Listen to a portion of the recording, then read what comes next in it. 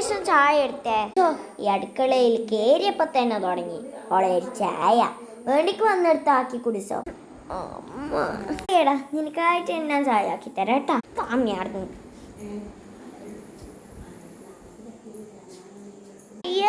തമ്പ്രേട്ടി വന്ന കിച്ചണിൽ ഒരു സാധനം തൊട്ട് കൊടുത്ത് ചായ ആക്കി തന്നേരം നീ ബാക്കി വെച്ചിട്ട് പോയി.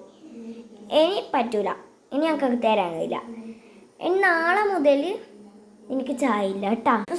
അമ്മ സോപ്പിടണ്ട കേട്ടാ. ഞാൻ പൂല കുടിയില്ല. എനിക്കിപ്പോ തണുത്ത വെള്ളം വേണ്ട. ഞാൻ ഫ്രിഡ്ജിൽ നിന്ന് എടുത്ത് കുടിച്ചോളൂ.